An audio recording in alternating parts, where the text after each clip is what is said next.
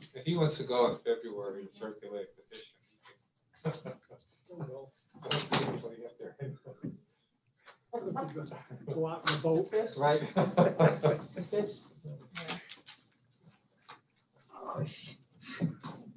There's all the people. Right there. Kelly, Mark, Tony, Melissa, Amy. Okay. You got the prayer. Oh, you know what? I left it in there. I gotta go get it quick. Okay. Where's Don't the run. court Don't administrator? fall in your. No, I shoes. hope Where's I the court can find it. administrator? Oh, is he? He just came on. Just came on.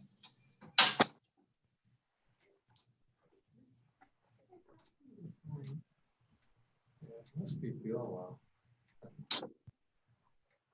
You can text them and say, are you feeling okay?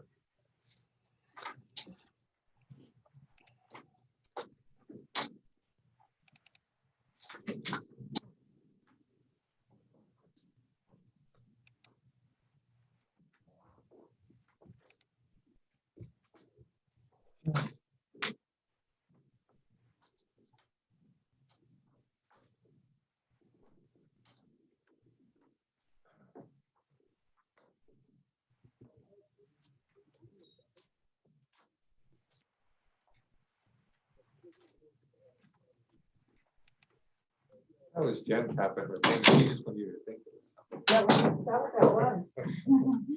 He's gonna keep doing that. So you have to keep getting up I'm there. not getting up Second there. to door.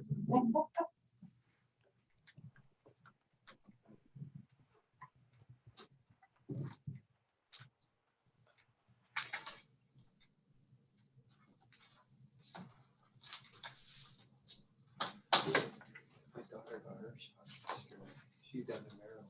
She's a principal. Yeah. She got hers yesterday. I went on St. You Louis lucky. Baptist. He went Wasn't he for, just here? yeah, he went for the prayer. They'll call me when it's. That's what the LVHN said too. Yeah. I know some people, Don't forget to turn on your mic then. they went down in Allentown Green to now. get theirs yesterday, but they said they had to wait in line for an Greens hour. are on and a half. or not? It should be a bright green. So if you do I these just wanna mass make sure mine went sites, on. you might be there for 4 or 5 hours.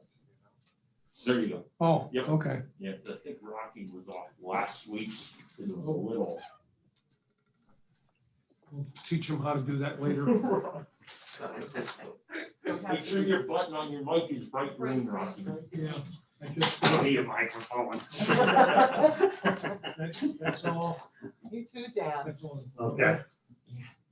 Well, Yeah, but I don't need my, You ready, Jen? At 10:31. Now call the meeting of the Carbon County Board of Commissioners to order. Please rise for a moment of silence, prayer, and the Pledge of Allegiance. Father, thank you for each body, mind, and heart of those participating in this meeting, as well as the lives we will encounter afterwards. Strengthen our confidence in who you have made us to be. I believe that you will guide us in this meeting so that the positive results can be seen days, months, and even years after today. Amen. I pledge allegiance to the flag of the United States of America and to the republic for which it stands, one nation, under God, indivisible, with liberty and justice for all.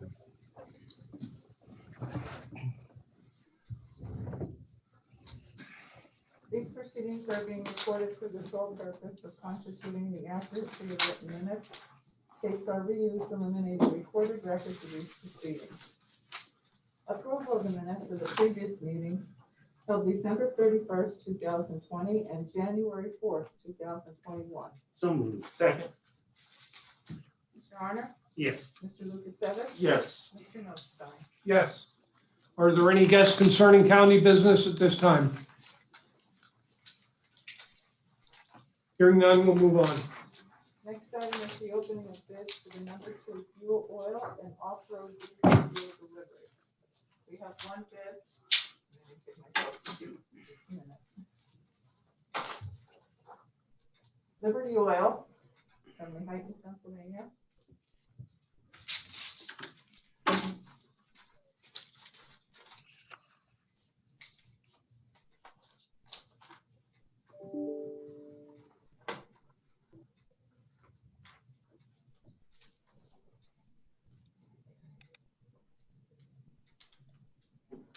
proposed fixed cost of overhead profit per gallon is 49.69 cents.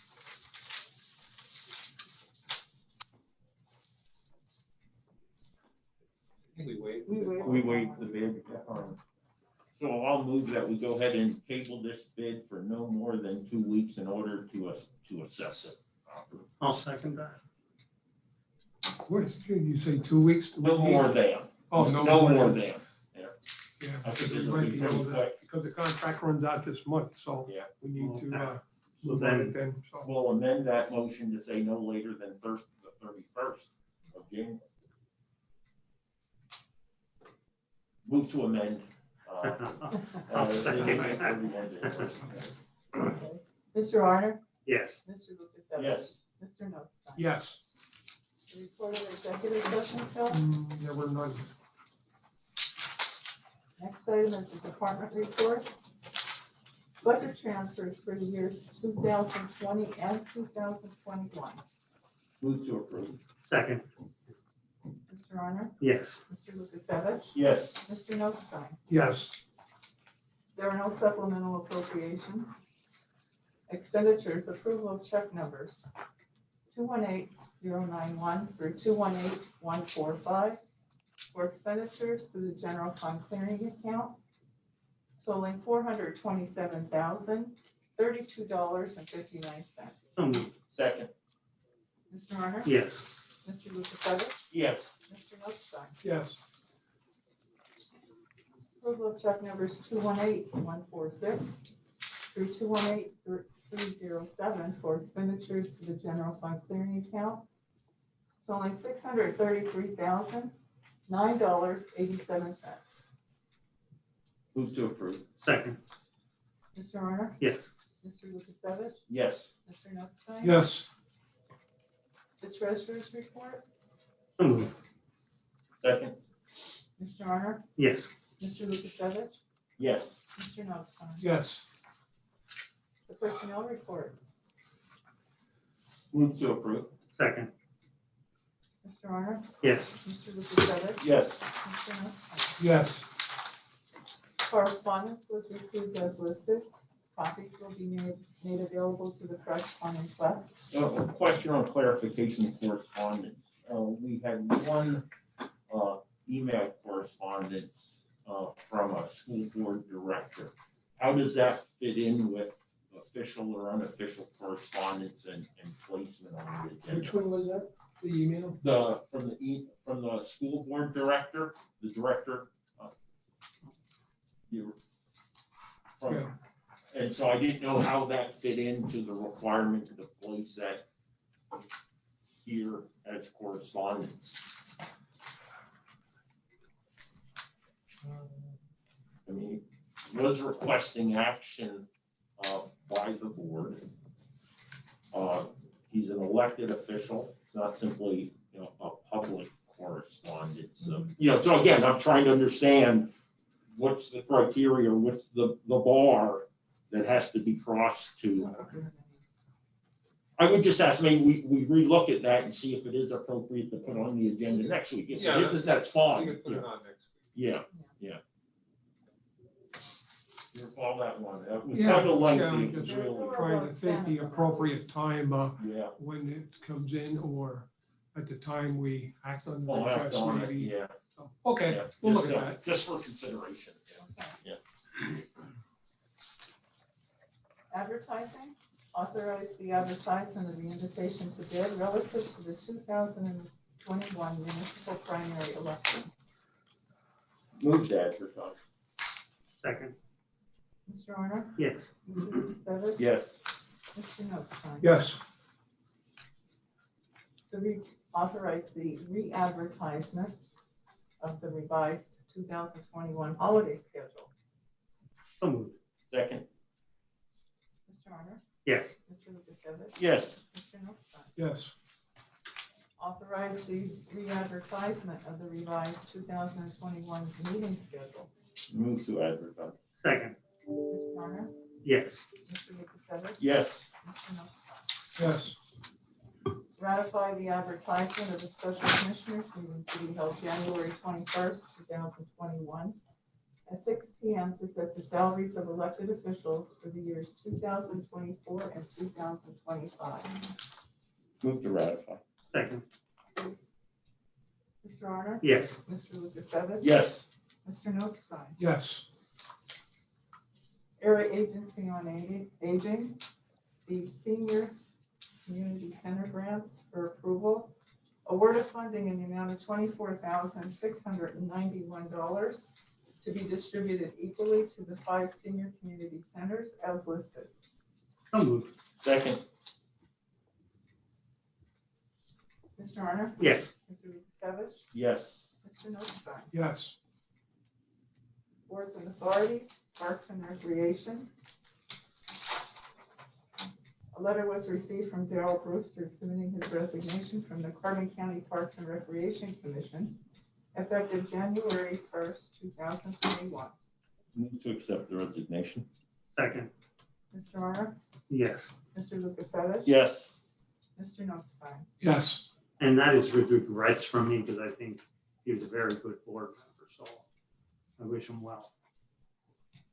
Gentlemen, can I ask you to please go back to the advertising for election?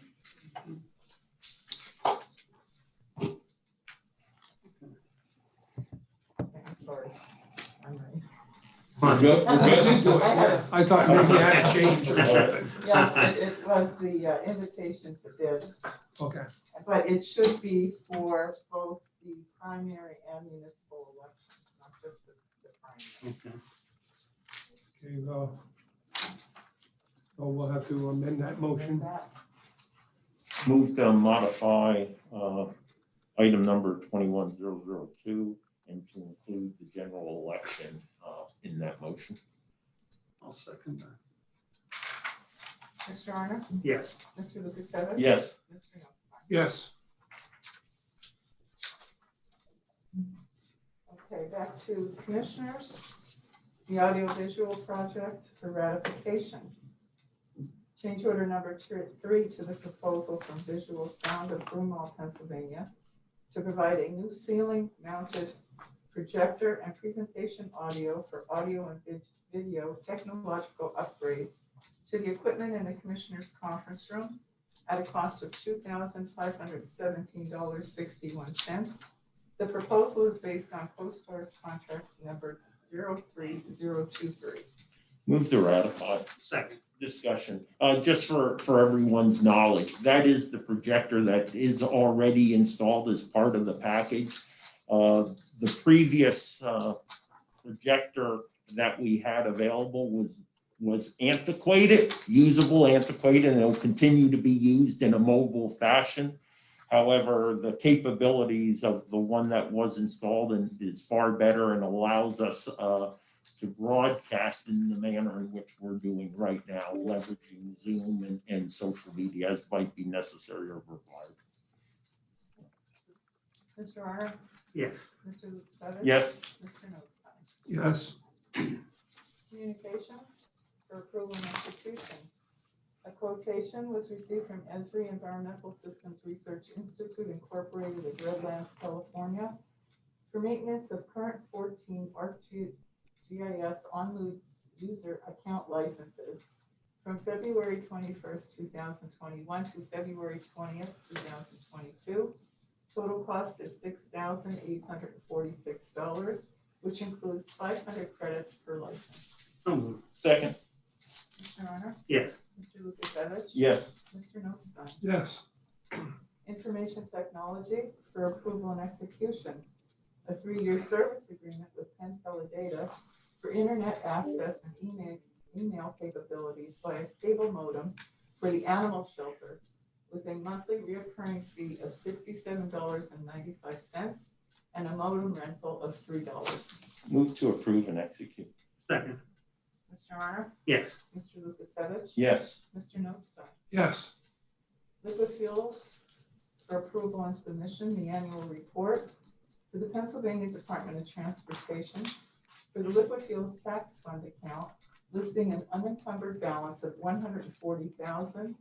$304.25 as of December 31st, 2020, and listing the encumbrances below.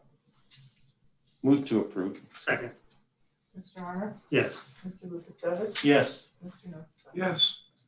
Act 44, for approval and submission, annual report to the Pennsylvania Department of Transportation showing the balance of Act 44 funds for calendar year 2020. Balance is $269,961.62. It's a reporting requirement for funds which the county received and can only be utilized for the construction, reconstruction, maintenance, and repair of bridges. So moved. Second. Mr. Honor? Yes. Mr. Lukasevich? Yes. Mr. Nostine? Yes. Act 89, for approval and submission, the annual report to the Pennsylvania Department of Transportation, reporting the balance of Act 89 funds for the calendar year 2020 in the amount of $360,301.03. Again, a reporting requirement for the funds which a county received and can only be utilized for construction, reconstruction, maintenance, and repair of bridges. Move to approve. Second. Mr. Honor? Yes. Mr. Lukasevich? Yes. Mr. Nostine? Yes. Planning and Development, the home program for approval and execution. Change order to the contract with the service team of Lehigh, Pennsylvania for home program contract number MR 142-15-137. The original contract price was $12,020, a decrease of $1,420, then an additional increase of $2,925 for a new contract price of $13,525. Homeowner will pay $1,525. I will make that correction, and there is a correction to that, I think. The numbers don't add up. I think it's supposed to be, is it $1,505 the person pays, or is there, is there a $20 fee for something if they resubmit again, or, those numbers don't add up. If you take 12,000, 20, that's 25, 5, 13, 1325, correct? To come up to the 1325, the homeowner would pay 1505, not 1525.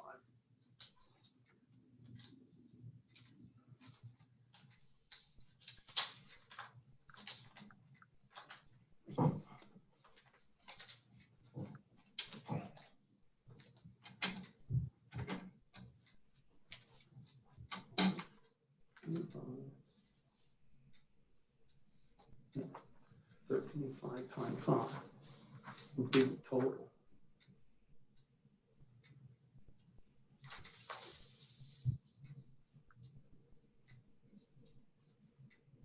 Yes, there seems to be, hey. Well, there could be something missing.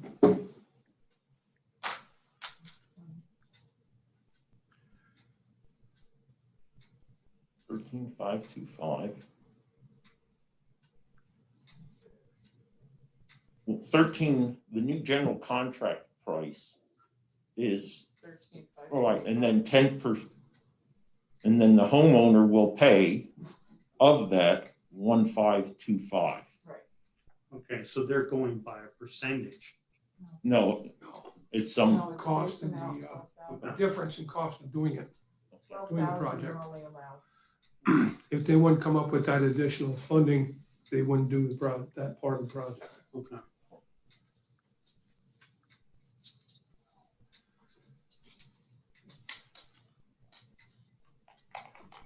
You have a motion. I didn't- You have a motion. second. Okay. Not a cell phone or a calculator. Hey, no texting during the meeting, come on. And then it's 29, better put my glasses on. Well, it's, It's the problem. as I said, it's simpler than that. It just, the maximum amount is 12,000, so you deduct 12,000 from the new contract price and Yeah, it's 1,525. so then it's minus, okay. $13.25 minus the original 1202, correct? No, No, no, Oh, okay, no. yeah, It's okay. 13,525 minus 12. Okay, I'm fine. okay. Mm. Second. Oh, no, I first. Second. Okay, Mr. Lerner, Yes. Mr. Lukasevich, Yes. Mr. Notstein. Yes. Okay. Procedure considerations.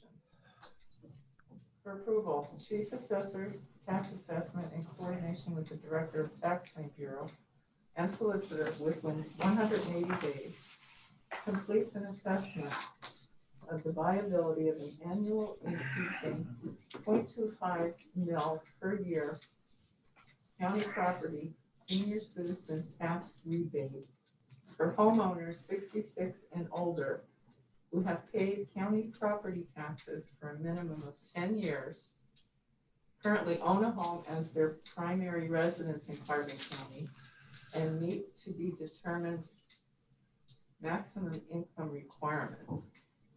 Note, a 0.50 mil per year for widows and widowers would apply. Move to approve. So in regards to that, we do have a state property tax rent rebate program. Does anyone know how many senior citizens in Carbon County participate in this program? No.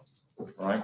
We know that of the 12.25 mil that the county requires from our residents, that rebate is not applicable, right? That's a state program, right, that the state pays. Currently, right now, there's about 65,000 residents in Carbon County. 21% of them are senior citizens. I'm going to use the demographic 65 and above versus 66 that's stated in here. That takes us down to about 14,000 senior citizens. Now, 75% of them are in owner-occupied homes, right? And that can be broken down by about 5,800 married, 800 to 900 widow or widowers, and about 4,300 who are divorced. Now, the number we don't know is how many residents have been in Carbon County and paying taxes for more than 10 years. I have a pretty good figure based upon census data. Keep in mind the median value of a home in Carbon County is about $142,000. So the tax assessed value is about $70,000. So therefore, what we see, a Carbon County resident, a senior citizen, living in a home, paying about $867 to the county, right? So the program that I'm asking to be considered, to be reviewed and looked at for viability. Again, this is an assessment. We make decisions on analysis, right? That would give a senior citizen $18.95 a year. Over their expected life, understanding about 78 is the life expectancy of a citizen here in Carbon County, the county would be rebating that individual $1,250. A widower, about $2,450, $2,500. Bear in mind, in 1 year, that $18.95 is enough money to get a senior citizen to the senior center and back 32 times. 32 times, right? We're willing to give county employees for showing up at work, right, an increase of 3%. Our senior citizens on Social Security had a 1% increase. Senator Casey yesterday and our hospitals emphasized in the COVID-19 focus group that we had the importance of keeping senior citizens in their homes. Well, what if they don't have a home to go to because they can't afford the property taxes? We've seen many municipalities again this year raise their taxes. We've seen school districts also raise their taxes. I would emphasize that due consideration of this is reasonable. Other than giving it due consideration, I think is irresponsible. It's inconsiderate of the senior citizens. I know Commissioner Arner has done a great job working with our food pantries. How many senior citizens do we see coming up to those food pantries? Quite a few of them. Well, I'd prefer them not having to roll up. So if I could give them $18.95 a year more, I would definitely do that. Again, the pay raises we gave out equate to about, let's see the dollar, almost $800,000 when you talk about benefits and salaries, all wrong. That's cumulative, right? It continues to go up every year. And we're not willing to consider assessing the viability of $18.95 to your mother, your father, your aunt, your uncle on Social Security. The equality clause does not apply to tax rebates. And I mean, just not a discussion, I mean, I don't mind this idea, but I thought, I mean, this was something that was brought up last year, and I thought we were going off of what the census were gonna give us. And what is our projected, the people that are 65, 64, 63, 60, what are we gonna be looking into the next, 5, 6 years? If this is gonna continue. And I think one of these programs, and I think you were talking about the food banks, and I called the Department of Agriculture up probably a couple months ago when they gave them extra vouchers. And I was looking into programs, and they actually got twice as much money as what they were, they can go there, and I think they got from 20, and the families could have got 40 now. So they were getting $20 more for the eligible people for this. And this here, I mean, and like I said, I'm not against this, but what are the rules and criteria for the people? Well, that's the whole point behind, and I believe it's quite clear, completes an assessment of the viability. Right? And I think it's something that we could look into, but now we're gonna have our departments working on this. Are they gonna have, I mean, maybe they have the time for it, I don't know. But when are the census out, and we would have all that information on the census? Well, the first census data comes out by the Constitution, it has to be reported in this month to the President of the United States. Okay. Again, the fact is, am I willing to take a few hours of individuals' time to check the viability of a program? Absolutely. I can see what we did during COVID when it comes to work performance and the ability to get that work done. There's fat there. There's fat in time. Are people using 100% of their time that they can invest it to help our senior citizens? I doubt it. The problem I have with this, there's no end date, and you're talking about annually increasing to 0.25 mils a year, every year. It ends when they die. I said, Commissioner Notstein, the actuary tables are clear. They lived to 78, right? That's what we can expect to live. That's 11 years. Over their lifetime, eligible for this program, $1,250, more or less double that for those senior citizens who are widows or widowers. And again, I'm not asking anyone to make a decision on the program. I'm asking to make the decision on having this assessed.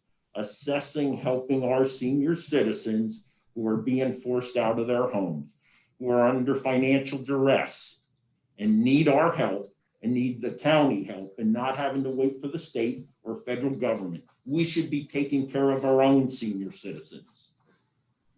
I agree with that, but that small amount is not going to make that much of a difference in those seniors staying in the home. Well, let me say that, it's not gonna make a difference, but we were willing to give 30 cents for an individual to go to the senior center. We felt 30 cents, 60 cents a round trip to the senior center made a difference. Yet 32 trips to a senior center doesn't make a difference. Well, to begin with, you don't need a motion to look into this further, so. No, it's to put everyone on the record to show that we're committed to the senior citizens, and not only words, but in additional actions.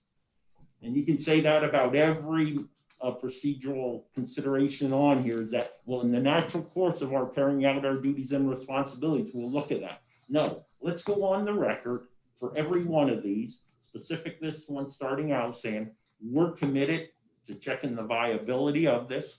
Does it make sense? If it doesn't make financial sense, if it's not in the best interest of the county and county government, well, then we don't do it. But you don't know until you step in there and you assess it. Do we have a motion? Do we have a second? No.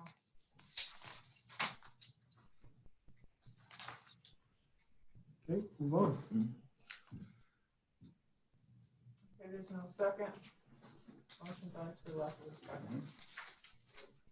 Next item, the Carbon County Board of Commissioners establishes a working group composed of representatives from departments under the commissioners, row offices, and the courts to develop a concept and associated template for a reoccurring biannual State of the County report commencing with January 2022 that is inclusive of all county-funded departments and offices.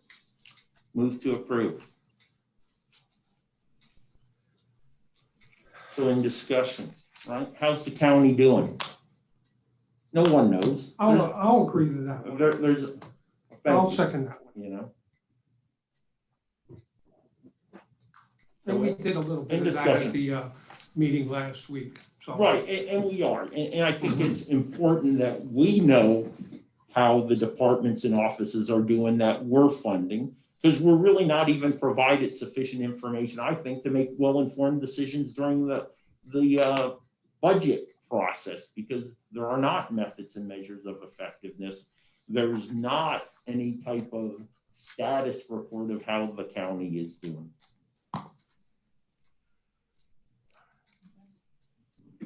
Call for a vote. Mr. Arner? Yes. Mr. Lucas? Yes. Mr. Notstein? Yes, Next item, for approval, the Carbon County Board of Commissioners develops a policy of invitation that formally requests municipality elected officials to attend and present annual State of the Municipality updates to the Board of Commissioners during its weekly public meetings. I'll go ahead and make that motion. And then- I'll second that. Yeah. if I question, could for discussion on that. Yeah. How could, why would someone from Kidder Township want to hear about the progress maybe of somebody in Mahoning or the lower end of the county? And I feel that is a responsibility of the municipality themselves to get that information out. And some do Yeah. through a bi-monthly or semi-annual publication Yeah. or letters to their constituents. So that, I'm not in favor Yeah, of. I don't disagree that the municipalities should be talking together, but there are stovepipes of information, right? Or chimneys where there's not cross-talking. Give you a perfect example. If there's a property in Jim Thorpe that crossed the boundary with Mahoning Township, it would be great because it impacts county, it impacts Mahoning, and it impacts Jim Thorpe. Impacts the watershed on Mock Chunk also, right? When it comes to Mock Chunk Lake Park. Wouldn't it be great if there was full awareness that that was going to take place or there was a plan for development on there?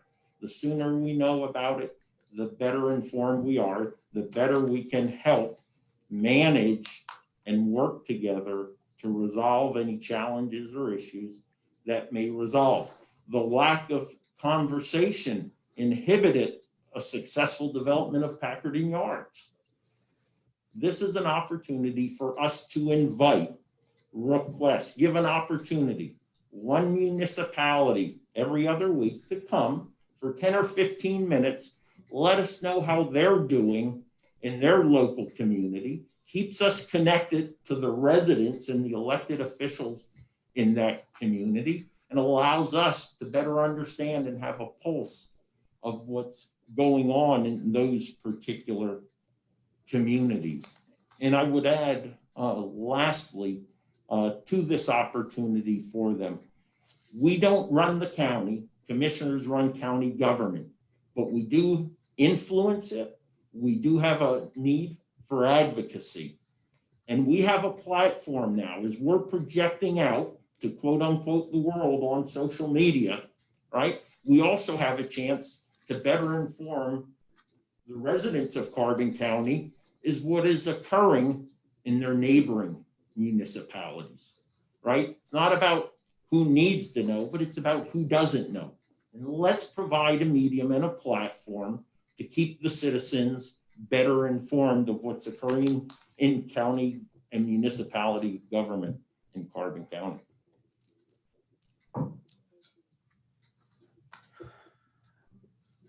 Call for the vote. I mean, is there any way of like just sending a preliminary questionnaire out to them to see if they want to participate in it? Well, this is a request. I mean, We have an opportunity on 31 January for you to come and present 15 minutes during the Board of Commissioner meeting on the state of your municipality, the issues and challenges that might be before you and your elected bodies and residents. They say yay, they say no. So the vision would be the beginning of the year, you send out an invite to the 23 municipalities. We have designated this week your 10 to 15 minutes. Please let us know by this suspense date if an elected official would like to present before the board. If not, well, then they don't. Again, we provide opportunity. We're not directing, it's an ask, not a tell. We have provided an opportunity for the municipalities to work together. And you know yourself from going to meetings that it is very frustrating It that is. you don't get very much participation Yeah. from some of the municipalities when we're trying to set up a program that we can work together and better all our governments and share information. Sure. And I just don't know what makes you think that, doing this will really make a big difference. Well, what I think comes from, an aborted rescue attempt in April of 1980, right, in Desert One. The greatest failure is the failure to try.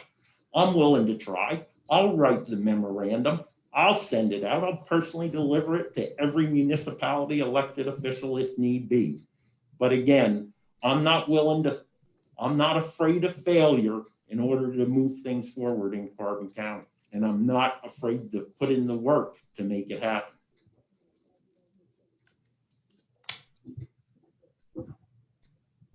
Call for the vote. Okay. Mr. Arner? no. Mr. Lukasevich? Yes. Mr. Notstein? No, Next item, the Carbon County Board of Commissioners, in consultation with all relevant stakeholders, reevaluates the terms of Act 18 hotel occupancy tax contract between the Pocono Mountain Visitors Bureau, Carbon County Chamber and Economic Development Corporation, which is the official county tourism promotion agency, and the government of Carbon County. Move to approve. So currently, Carbon County receives 4% admin, and then we receive 20% of the first 500K, 10% beyond 500K. And it has been successful. We're getting pretty good resources. We actually had a very good year, I think, as most of us recognize. Carbon Chamber is responsible also for running the hotel tax disbursement program. Can anyone tell me how many awards were given and how much in 2020 from the hotel tax disbursement program? no, I don't know that offhand. Had we known it was going to be thrown in our face at this meeting, then we would have had it. But let me tell you that it took us a long time to get this agreement. Carbon County has the best agreement of any of the 4 counties involved in this. As people at the Chamber, County Chamber and Tourist Promotion can tell you, it was a huge struggle to begin with. This is a 4-county vacation bureau.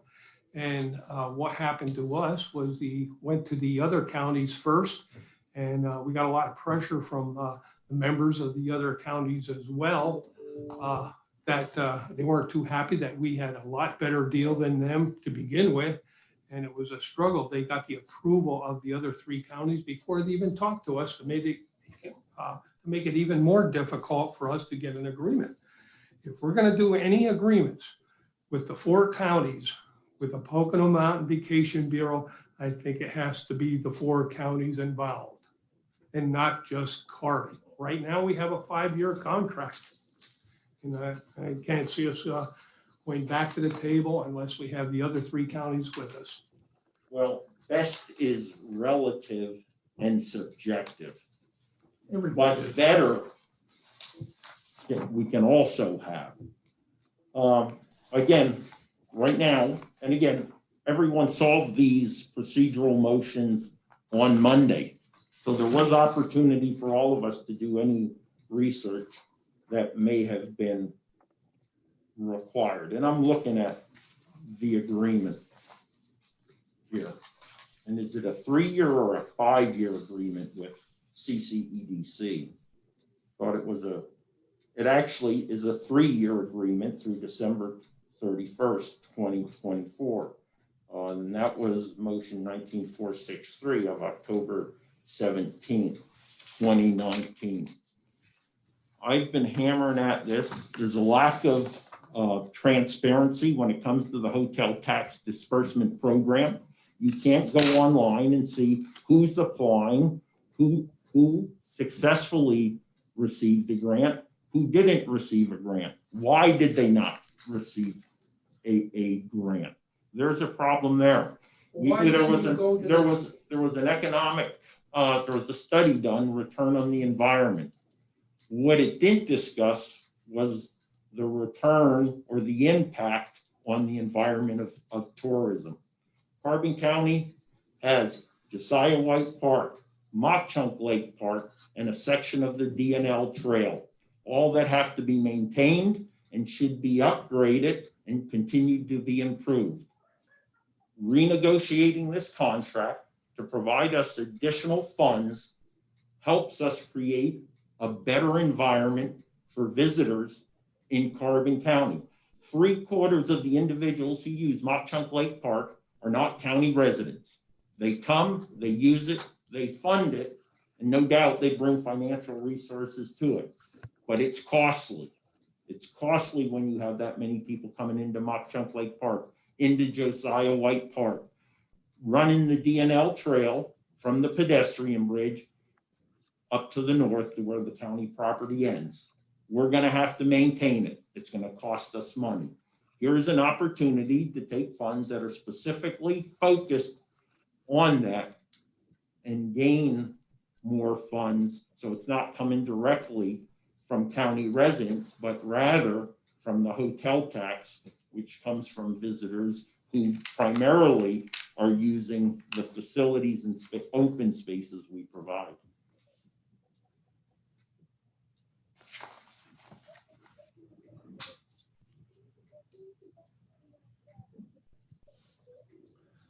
We have a motion, no second, correct? No second. No second to the motion? Let's move forward, move on. Motion dies for lack of a second. Next item, the director, human resources, within 60 days and in consultation with employee union representatives, the court administrator, row officers, and department directors provide options for an organization and workplace climate survey. Move to approve. So what do our county employees think of their leadership? What do the county employees think of their work environment?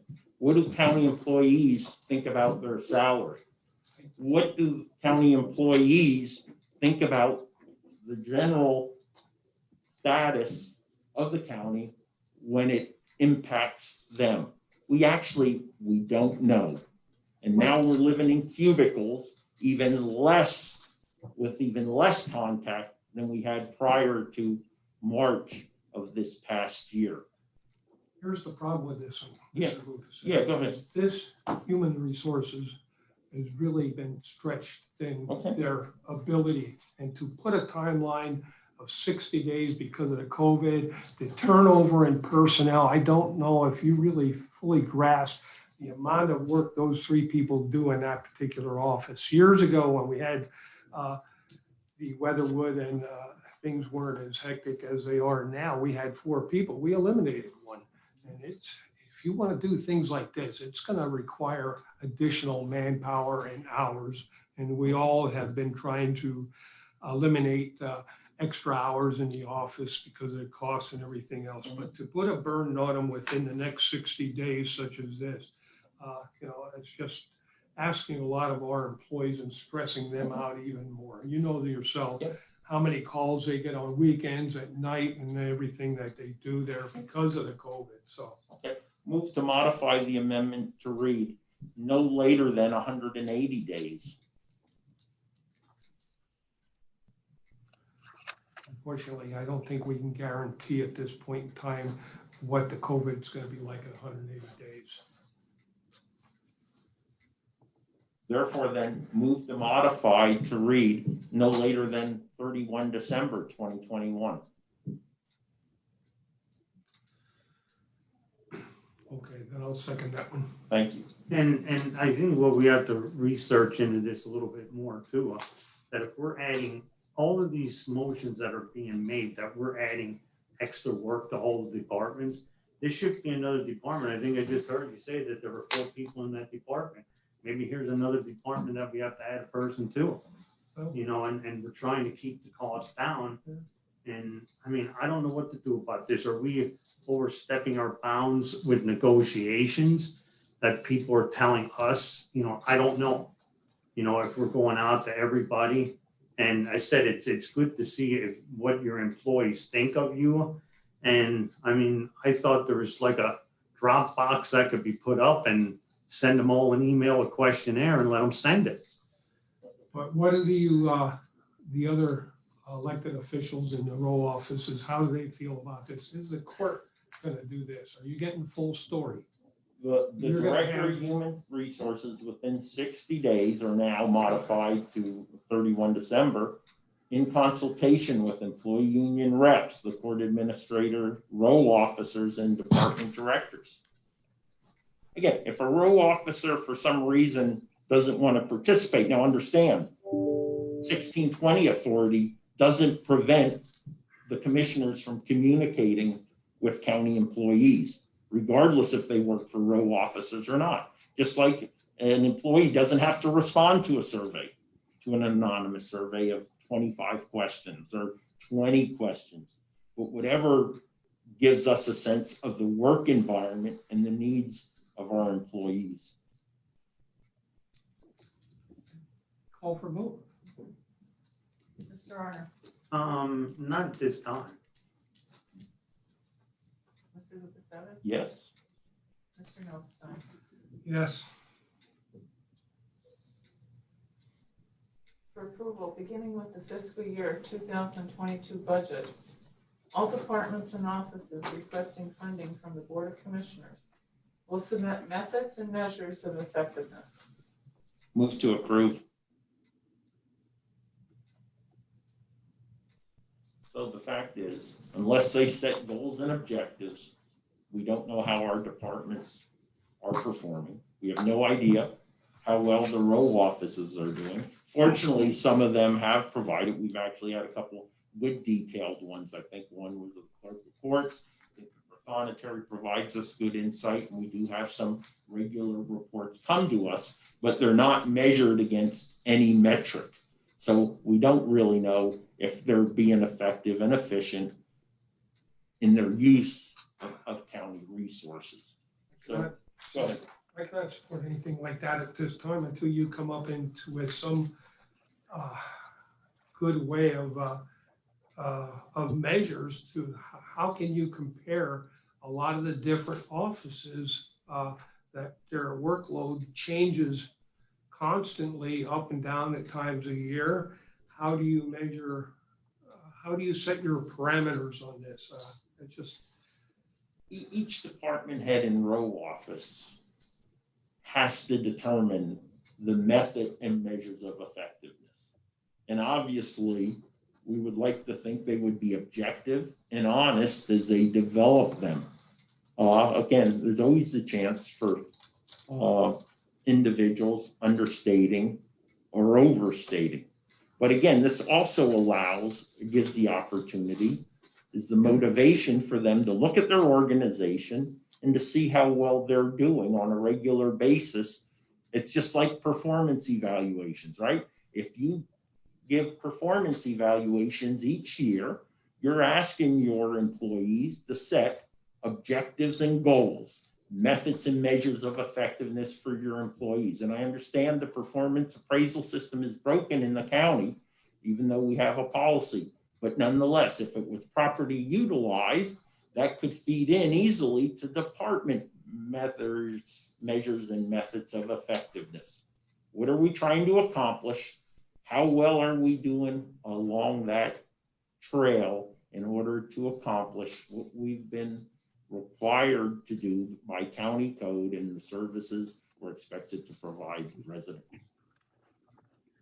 And like when we went over like all our salary board things, when we in fact, I think Mark Sverchak had a couple different comments, how to, like, they should be submitting things to us, you know, like how much it cost, what this extra cost is gonna be, what it's gonna do to the department. And I thought we discussed that at salary board, that we were gonna change, you know, like the different forms or whatever that people are filling in, because you look at some of them hadn't. I said, I think even if, like you mentioned a couple, and I said with the sheriff's department, they went down that this were the procedures all the way through the whole thing. And I thought that's what we were gonna have in their new submissions. You know, when they get their packet with that they're sending the budget to us for the discussion on that. And I think the controller did mention some additions to help us better understand what's going on. And some of the row officers in departments that we talked to, you know, kind of mostly when it came to salary increases, did a pretty good job of laying out why they think based upon performance and stuff. Oh, again, this is, I throw it out there again. And I'll leave it at that. Again, I think we should be all held to a standard, and we should have something to measure ourselves against. And this is part of that. Yeah, I think we did ask most of the department heads or elected officials in particular, you know, to change the form a little bit and request more of that information, you know, of to why. So how about that? This is, I'll go ahead. I'm going to rescind this motion. I'm going to let this play out through the next budget process and see the type of information they provide. Well, and talk to them. And I'm thinking something too, like as we progress throughout the year. Yeah. I mean, we talked about changing these forms, having more information in it. I think throughout the year that when do they send the packets out to them, Ellie, in October or? They go out in August. Oh, in August. Yeah. So there might be something that when we have another salary board meeting, maybe it should be discussed that what is going to be on these forms, you know, instead of us getting, okay, they need this, they need that, and we want the dollar amount. And I think that was the suggestion that Mark made, the dollar amount, what it was going to increase per person, you know, what each person was getting in a dollar amount raised. And I think maybe that would be a better avenue of trying to find out, you know, what they're doing. I think we need to do a little bit more of the homework there and conveying what we want of those department heads on those forms, and you know, try to refine it so they understand totally what we want. Yeah. Again, you did to say that some of the people requesting different things did an excellent job. And some didn't do such a good job, but nonetheless, I mean, everyone had the opportunity. You know, we had a lot of new people this year, and that's part of the problem. Yeah. But some of the ones that did good job were new people as well. So I rescinded that one. Okay. Okay, the next item is commencing with the fiscal year 2022 Carbon County budget process.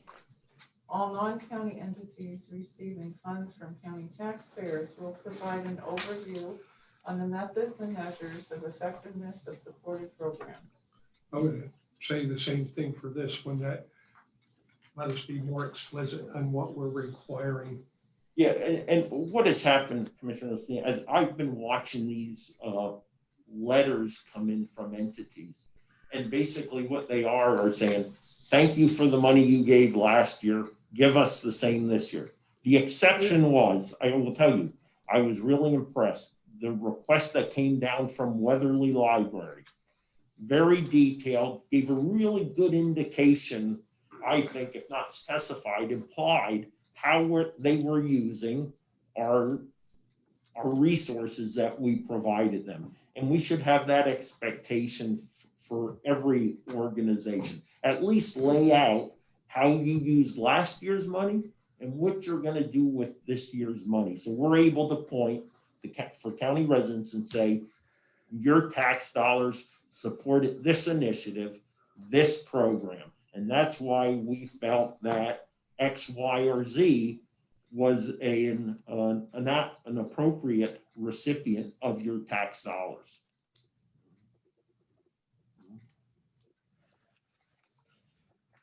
So I'll go ahead and rescind that motion, and I will make the effort for those entities, and I think it's less than a dozen actually, that receive at least budget You're line talking items. outside. Yeah, exactly. You know, the libraries are an example. I think maybe the fire chiefs might be one. There's a few of them. I'll reach out to them and say, hey, in your subsequent, requests, hey, just let us know what you did and what you're gonna do. Yeah, and I think sometimes like we have everybody from our own departments coming in. Yeah. Maybe, and I know the library was here one time Yeah. thanking us, but it might be something in the future, just all these people, have a basic meeting with them and see what their goals are for the future. That's good. You know, that's, Yeah, like that. I know we don't need any more meetings, but that might be something, at least then maybe we can understand Yeah. what they're using the money for. Okay, the next item. For approval, no later than January 31st, 2021, a working group comprised of representation from departments under the Commissioner's Office, Row Office, and the courts be established to assess the viability and develop a roadmap for the gradual elimination of non-essential Carbon County government's 23 post office boxes at the U.S. Post Office, Jim Thorpe, which currently costs the taxpayer in excess of $55,000 annually. So I'll move to approve. So 31 January is simply to designate individuals or find individuals. And I would think obviously our mail clerk leading up that effort to kind of look into the PO boxes. Now there are a couple PO boxes would probably have to be retained, possibly. And that would probably be elections because of the large amount of mail that comes in there. Understand the physical space to have a centralized location for the Postal Service to deliver mail is already available. We have the pigeonholes or the cubicles. We have the metering room. We're actually going to have an extra room available down on the second floor here in about 6 months when veterans move out of there. And there is also additional space on that floor should space need to be utilized in order that there can be a single point of entry of mail into county government. And then it all moves through intra-government carrier as it does right now. I would say, the individual who would assume that responsibility, their duties and responsibilities might expand a little bit. I looked at the duty position of the current mail clerk, and some increase in salary, if an increased workload does take place, would need to be considered. So I'm talking $2,000 or $3,000 in additional salary compared to $52,000 in savings. But if you don't have, depending on the amount of boxes that you can eliminate, you will not have that $55,000 savings. No. Here's the problem though. Yeah. In some of these offices, and I talked to the sheriff, Mhm. and when we have things that are of confidentiality, I agree with you 100%. We could not do it with elections. Yeah. Less people that touch those mail-in Better. ballots, Yeah. et cetera, the better. We have seasonal things like in the assessment office when we're doing the, not the home rule, the homestead exemption. Homestead, Extension Act. Now we're gonna have a person that's gonna be sorting mail, and mail isn't, if it goes to a post office box, we know exactly where it goes.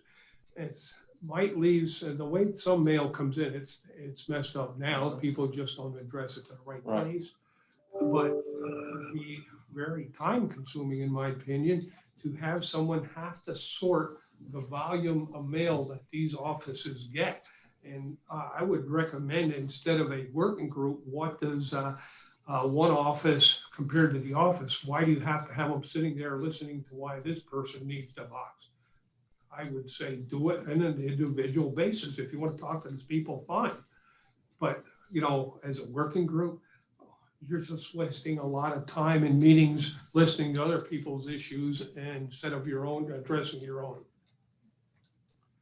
Yeah, and I would agree with that, just approach them and like with the different departments, there's maybe mail that's time sensitive. And if Yeah. it comes here, what happens if it's here for 2 days? And like I said, our mail lady, I see her going all the time. I never see her sitting still. So how much more work are we gonna give her? And then we go back to this again. Are we gonna have an additional person or pay her overtime? So like I said, I wouldn't mind as if he would wanna approach these people and say, hey, do you want your mailbox or not? I have no issue Do with you that. need it or not? Yeah, Well, yeah. well, that's the thing. They're not going to objectively, some will not objectively look at it. First thing they're gonna say, well, I have to change all my stationery. Well, I'll say, I'll take $10,000 and change everyone's stationery overnight. And I'll take that $10,000 and I'll pay print for you, or I'll pay Mylan to go ahead and reprint that. And I'll be helping the local economy. So that'll be the first argument that pops up, changing our stationery versus saying, well, you know what, we'll buy you 1,000 labels, and until your supply runs out, you're good to go. The second one is there's going to be that resistance because we know it takes 15 minutes for an individual to go down there, and they basically use that as an additional break during the day, right? And then they have a smoke break on the way back. That's additional time. And look, we want folks to get out and get some fresh air, get refreshed, because you don't want them sitting at their desks for 7 hours straight.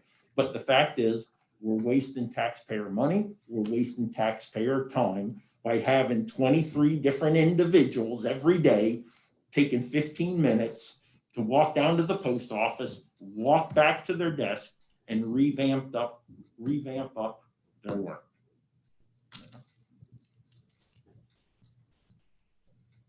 You know, my suggestion that. we Yeah, do it that's good. individually. Yeah, that's good. Yeah. Okay. Yep. We had. Vote. only the Do a vote. vote. Oh, no, it died. No, It died? Okay. Was there even a motion? No, Well, yes, there was. I did. Was, Yeah. okay, Yeah. okay. Yeah. But it wasn't seconded. Right. Okay. Okay. Okay, no second. Motion dies, so we'll have a second. For approval effective immediately, the public comment period of all county public meetings to include but not limited to the Board of Commissioners, elections, salary, retirement, planning, railroad, and prison board is renamed public comment and question with the purposes of increasing transparency, accountability, and interaction between county residents and county commissioners. Move to amend the motion to indicate effective termination of the emergency declaration for COVID-19. And we can expect actually public to be physically present again. The point of this is there's no hour more important in my work week than this meeting. The opportunity for those few minutes to engage with the public en masse and provide them insight into the working of government, what is influencing or what is impacting my decision-making, my yay, my nay, in regards to the motions that are taking place. And there is no doubt, having sat here since August of 2016 in these meetings, more so than any other private citizen, to be frustrated, not actually understanding what the motions meant. And as a public citizen, while I don't mind the fact that I'm not fully engaged in the decision-making process. I am frustrated when I don't understand or have a clue of the relevance, the importance of an item being voted on. Also, it's frustrating when there is no forum other than this meeting in which formally the citizens have a chance to interact with their commissioners, with the decision makers, and present their opinion and seek clarification. This board has been extremely good with entertaining questions and given the public the opportunity to engage with us. We've been very lenient with the rules of order in regards to that. And, you know, I won't understate, you know, how welcoming that has been, I think, to the public since January 6th. But I do think we can do better. And again, I have nothing else more important to do on this day than to be here, making informed decisions and allowing public citizens to present their position based on agenda items and to get clarification for agenda items that they were able to start reviewing 24 hours prior. And this is not an unfamiliar protocol or process. Summit Hill Borough is a perfect example that does this every time. Are there any questions from the floor? Are there any comments from the floor after every motion? I disagree with that, every motion, but I don't have a problem with up front there, beginning of the meeting. I don't want to, you know, get into debates because Sure. it's pretty hard. And sometimes there may be times when, you know, confidential items may be of importance or a consideration. I don't want to get into debates after every motion. And I feel that if they have the agenda prior to the meeting, that they can certainly, and we have been giving them that Yeah, we have. opportunity to not only, we have had discussions and questions. And I don't have a problem with that if it's a productive discussion and legitimate. And we all know there are some people out there that just are off the wall, let's say. No way I could put that down. Right. But, you know, and I don't think we want to lose control of a meeting and allow things to get out of hand. But I think the way we're doing it now at the beginning of the meeting would, you know, and maybe loosen up a slight bit. But, you know, I don't have a problem doing that, but not after every motion. Well, I have faith in you with the gavel to maintain order, right? You'll grab the gavel and when necessary. And You I've know? been on You know? too lenient sometimes, Yeah. allowing them to Yeah. talk about things that are not relevant Sure. to the Yeah. meeting, so. No, like I said, I think this year has been pretty darn good in regards to interaction. The little bit we've been able to have, given, you know, the challenging year. COVID really set us back there, and unfortunately, we don't get those questions on the Facebook or. Right, yeah, that's but we give them the opportunity. They have the opportunity, Yeah, and they right. have the opportunity, when we have public meetings that they can visit and, Well, and I think on this comment too, like with, Ellie was in my office today and I pulled my drawer out and my drawer is full of phone calls. Yeah, And right, yeah. There's only one person that's laying on my desk that I didn't get back to the Yeah. issue Yeah. and I didn't get the answer. I think Yeah. this whole year, we've been accommodating to people to give them, I mean, Sure. you know, we had, you know, right to know things that they called and they had it in a couple minutes. And it's like, I don't think we as a group could be any better No. with a rule Right, than yeah. what we are. Right. So I'm thinking it works good for this. I think we ought to just keep it the way it is right now. Well, I'll leave the motion stand, so as is, and we'll let it either it gets a second or it dies, you know, it's that easy. I mean. No second? Motion dies for lack of a second. Next item, service agreement, Rogers Clock for approval and execution. The annual service agreement with Rogers Clock Service of Harrisburg, Pennsylvania. For the courthouse tower clock, cost is $315. This is an increase of $20. Move to approve and execute. Second, Mr. Honor? yes. Mr. Lukasevich? Yes. Mr. Nostine? Stenograph LLC for approval Stenograph Writer Protection Plan Renewal Contract for the Diamante Steno Machine, court number 1, for the term of December 10th, 2020 to December 9th, 2021, at a cost of $499. This represents a $110 increase. Second. Mr. Honor? Yes. Mr. Lukasevich? Yes. Mr. Notstein? Yes. Solicitors report? Thank you. Courts, for approval and execution, a contract was submitted for Angela C. Salemi of Kingston, establishing a per diem court reporting service rates for stenographic services for the Court of Common Pleas as set out. The agreement may be terminated by either party giving 30 days written notice. Move to approve and execute. Second. Mr. Honor? Yes. Mr. Lukasevich? Yes. Mr. Notstein? Yes. Purchase service agreement for approval and execution. A purchase service agreement with Edwards Business Systems of Wyomissing, Pennsylvania for high-speed friction folder, 352F professional series tabletop folder at a cost of $4,499 for the elections office.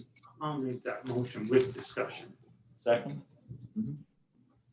I'm just going off of what we got this morning, that, I don't know if everybody's seen this from the Secretary of the Commonwealth about the elections, that we actually have $30,904.48 that we could have used for elections. And was this something that we had talked about before back in November, that we were gonna get one? Was that act under Act 77 and we never purchased it, or, you know, whatever happened with that time? I don't know, there were multiple procurements that were supposed to take place for technology, like a folder and things like that. Yeah, because I know, Yeah. like we were talking about extra printers or Right. whatever they use for the state system. I don't know, was anything ever done with that? I don't know. Did we submit it or order anything before? I mean, I don't know, because I know we talked about the folder, Right. and I don't know, I thought the printer was something that they didn't need it. Yeah, But that was was, there- when we talked about the print, I think you said we would just rent it during their peak time, I Right, thought we said right. possibly, right? Right. Because of the cost from that. And this is, I think what we were talking, when everything was under that Act 70, was it Act 77? Mhm. That when we were ordering things, yeah. Well, I thought, so the folder is like the one that we have in IT that is used at tax time, right? Yeah, that was supposed to be, I mean, I don't know, not that we ordered one, no? that we have one on the way and we don't know it. Mhm. I mean, Right, yeah. I mean, it's possible. Yeah, I I thought we mean, were. it was. Yeah. Um, I wonder, could we table table it well, for a week? well, I mean, Just, it's one of them things, maybe not like approve it with documentations that we didn't buy one, or, you know what I mean? I mean, I know we talked about it before, because that was the big issue, they needed a folder. Yeah, No, and we I were don't- taking this one down to Yes, use yes. temporarily. Yes. Lisa set this up for board action, so I don't know. Okay, so She would have then, set it up for board action. okay, well then evidently it wasn't ordered from Right. before. Yeah. Okay, So the letter that came from the Secretary of State that we did not, that just came like at 10. that we underutilized. Yeah, I don't know our if funds? Well, I don't know what it was under. I think it was under that yet, but Yeah. it said for the election, Mhm. it said US Election Assistance Commission. Mhm. So, and we had, it says Carbon County awarded $30,904.48, Mhm. but it had to be used by the 31st Of December. of January. December. So this would not fall under that, Right. but I'm just wondering, well, I guess if she, But there was an ongoing communication with Lisa and the State Department, because I think a lot of the counties had confusion over that money and how it was calculated. So okay. I think she has to provide you with some clarification. We had two different funds of money. There was CARES, and then there was that came out of Act 77, Yeah, which was to help Yeah. mitigate that. I know, I think we spent everything for CARES Yeah. for it. but see, not- and, yeah, and this was actually under the CARES. Oh, Because it says right there, under the CARES Act yeah. there was to the CARES state, tax. but it was to utilize for election Right, equipment. yeah. And there was that discrepancy in those amounts. Yeah, so this might have been an issue that was never really resolved at the state, with us from the state. Okay, Sounds good. well, I Do guess you we're think gonna, we can table it? No, I think you're gonna buy it. She Yeah. set it up. Yeah, we'll Instead just- of- She wouldn't have set it up if. No, if She no. had two of them. You know. Okay. yes. We just don't know what the resourcing or why it's not necessarily done with other Okay. funds. Yes. Yeah, okay, Mr. Arner? Yes. Mr. Yes. Lukasevich? Mr. Yeah. Notestein? Yes. Nothing further. Any further business? Maybe we just talk quickly. I know the sheriff is on the line and he has been the contact for the COVID. Latest update we have this morning is that we do have 76 inmates that have tested positive and they are isolated. I know we talked to Amy already with the Times News and Alyssa last night, and releasing that information. But for the others on the line, I give you a little bit of an update. We didn't get an update unless Tony has it as to the sheriff, Orella rather, if he has an update on the staffing level and how many are positive or back to work. I think we were at 22 the other day, but I don't know if we have an update as of today. So they are in a separate unit in the prison. So we're working on, I know the conversation was rather long yesterday on the COVID issues and COVID in the prisons with the County Commissioners Association and talked about some of the issues all the counties are really having with the COVID and some of the protocols, et cetera, and what they're doing. So with so many having the COVID staffing in particular, the question of course came up with the shots and that, and I think we're moving into that direction now. And those that had it may not be able to get it right away. They'll have to go to the doctor. I've heard 60 days, I heard 90 days afterwards, but for those that may not have had it, I'm hoping that we can get those people and get them lined up and appointments for their shots in the very near future. So I'd say things are holding pretty steady at the prison right now. I don't think it's gotten any worse, but it certainly hasn't gotten any better. And I think Chris and I were talking briefly this morning, and I guess they expect it to peak out by the end of the month because of the holidays, et cetera, and travel. So it's a big concern.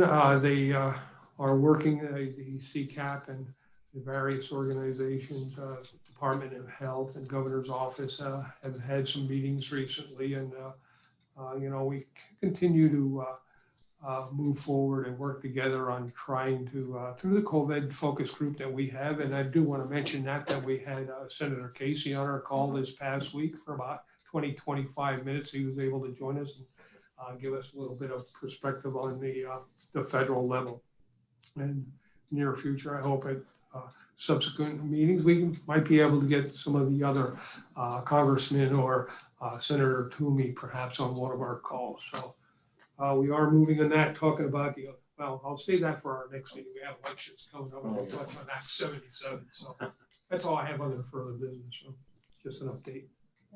Commissioners reports, Mr. Marner? I just have one thing. I just want to comment on this news article that was in the paper for Tom Connors.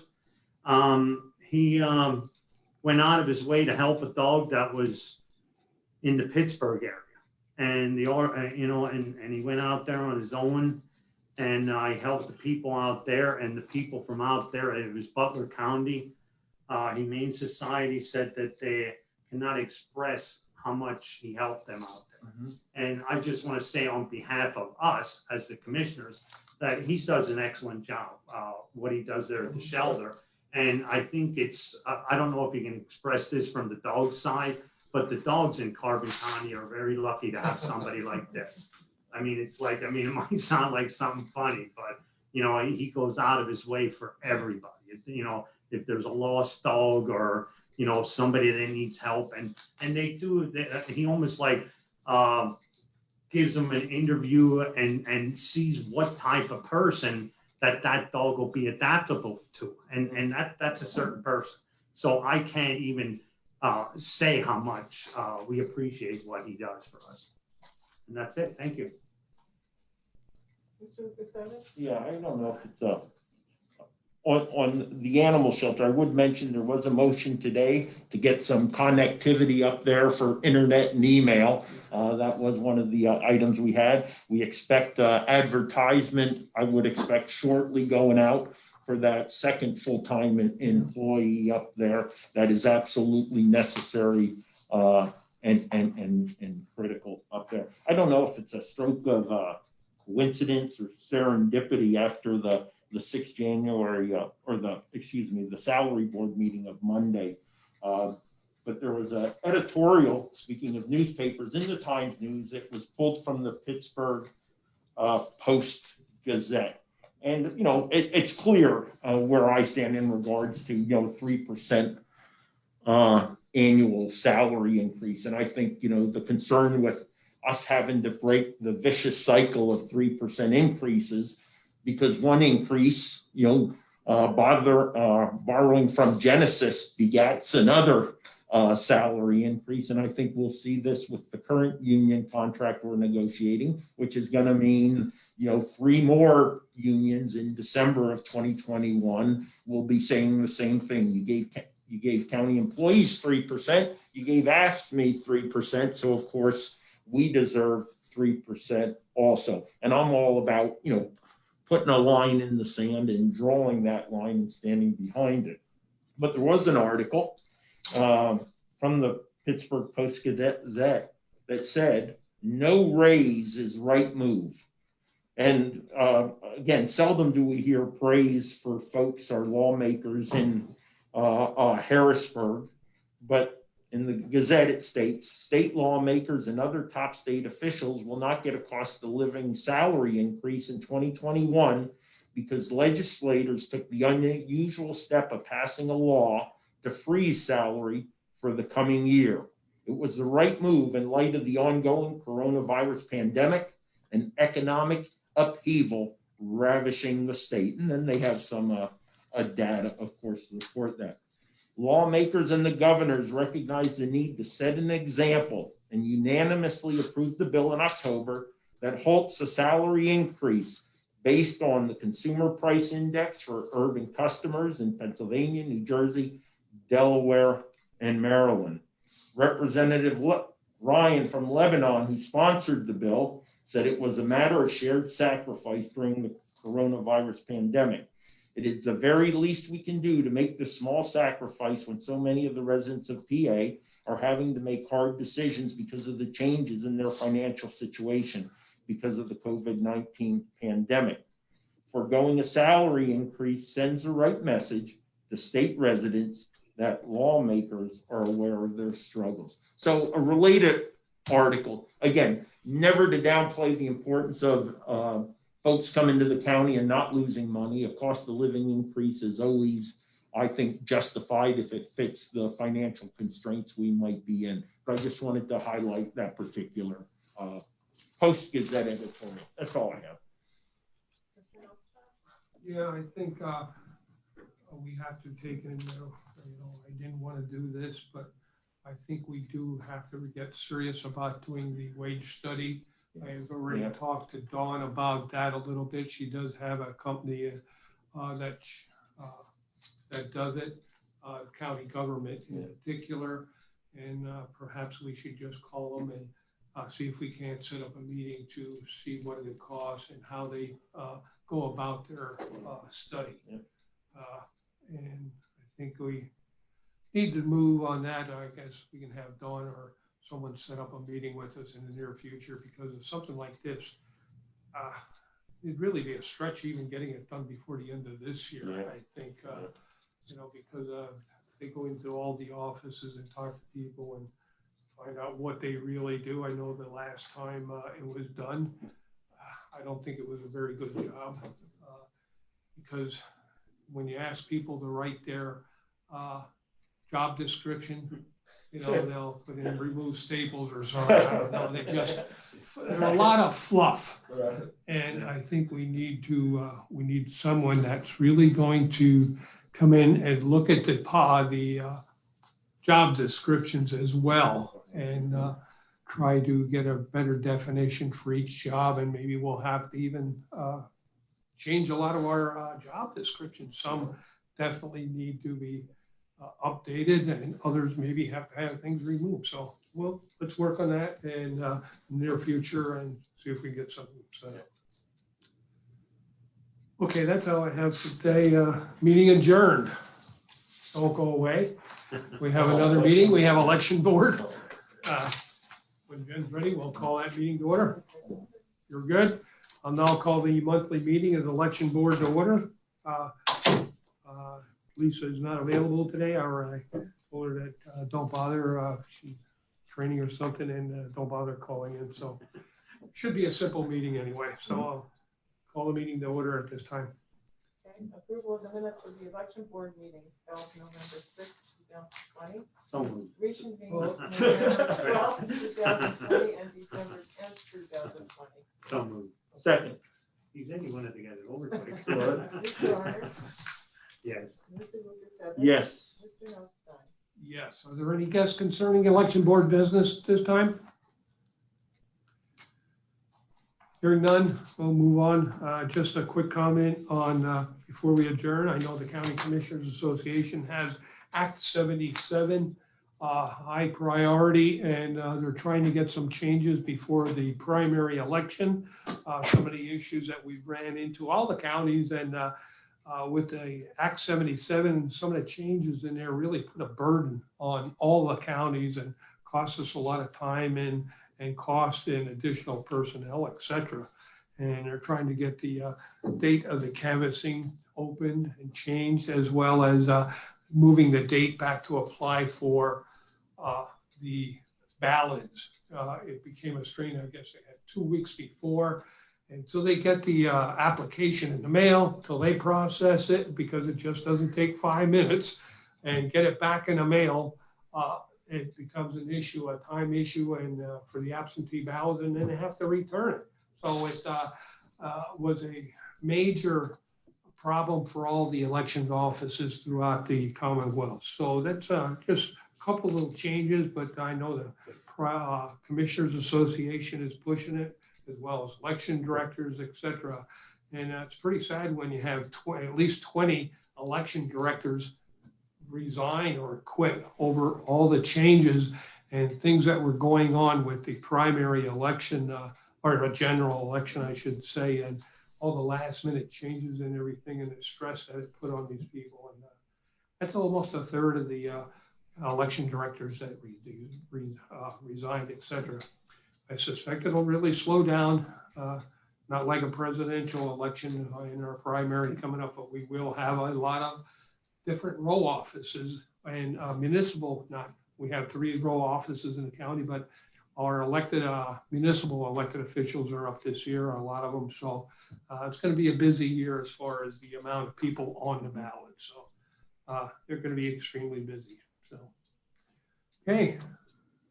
Meeting adjourned. Let me give Oh, one I'm alibi. sorry, Yeah, sorry. just so contrary to rumor, the commissioners have not directed the director of elections to wear a yellow hard hat. So if you go to 76 Susquehanna Street, that is not Lisa Dart.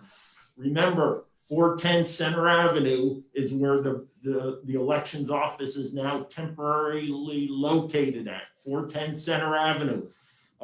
Once we are making arrangements for movement of our drop box. And as soon as we do have those arrangements in place, we'll let the public know that the drop box has been moved to 410 Center Avenue with our elections director and officials up there. That's all I have. Okay. Okay, meeting adjourned. Let's see, Alyssa. Hi, commissioners. Morning. I put my video on too. Can you see me? Yeah, now we can. Yeah. Hi. So I guess let me just look through the agenda here. I had one question. Oh, so the senior community center grant, that $24,000, is that money going to be used for anything specific, or is that just more money to help, fund whatever's No, needed? they got specific items in the different senior centers. Yeah, and guidelines came with that, and I don't know, maybe you could contact Sue. Yeah. I don't have the Think they're guidelines, or arranging. either I could call her and get the guidelines for it. And it is mostly, I think, a lot of it that's COVID affected, but that covers everything. I mean, Yeah, it's that's like, good. it covers anything from employment to materials. So Yeah. I could call her and maybe get that for you. Okay, yeah, if not, I can give her a call too. Okay. And then so the Susquehanna Street renovations, are they, on track? Is there an update on that project at all? Yeah. Pretty much so. I Yeah. mean, 76 is almost, probably within another 2 weeks, there was a door lock that had an issue with it. So the top of it will just about be done within 2 weeks, that they'll be able to have everything running back to normal there. And the downstairs is completely ripped out.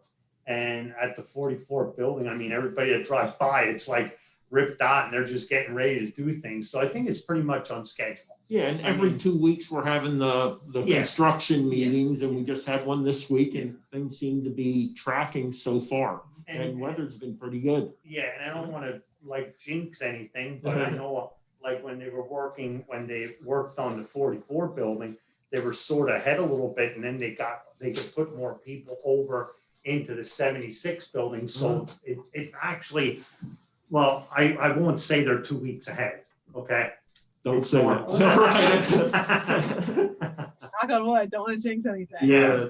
And then there was two other things I just wanted to get a quick update on. The fire training building, what's the latest update with that? The site prep there, that's going pretty good. Nearing the end of putting the basin in for the fire pump, et cetera. The underground lines are pretty well installed. Need to do the propane lines yet for possible future loose. So, but the structural end of it, the upright, the buildings itself, the burn building and the police training, we're having a meeting next week to go over what we need to do yet for the specs. So I'm not going to give you a time frame because none of them have held up yet, but we are getting closer. We had a meeting last week with the fire chiefs and some of the architect and some other people, and any final changes, and we do have a couple of minor changes that we have to move in the structural end for the architect change, or the structural engineer as well. So we're getting there, and now we'll start to put the final specs together to go out to bid. So Cool. And then the other one was the trail connector project that I think you guys said is supposed to start this spring over by the pedestrian bridge, the parking lot. That's Yeah. still on track. yeah, not till like Yeah, April that- or May. I think it's April, April. I mean, we have a meeting coming up, the discussion with that, correct, Ellie? Was it the end of this month? The end of this month, and our next meeting on that, but it's on track post award of contract. Cool. I think those were the only things that I had. Thank you. Okay, Amy. Good morning, gentlemen. Afternoon. I'm actually good. Alyssa got everything I was just looking at. Okay, Okay, thank you. Have a great day. you too. And Kelly, anything? Hello, everyone. Oh, Can you give me the numbers on the COVID? Can we send them to you, Kelly? yeah, That would be great. Then we'll get the most updated ones. yeah, from what staffing levels and stuff. Okay. Okay, that's all I have. Thank you. Have a good day. All right, thank you, guys. Stay safe, everyone. All right. Turn off those mics just in case. All right, now what do we have next? Tony or what? At one- no. 1:30. Conference call with Attorney Sanders, Yeah. And then Tony. and then Tony at 3.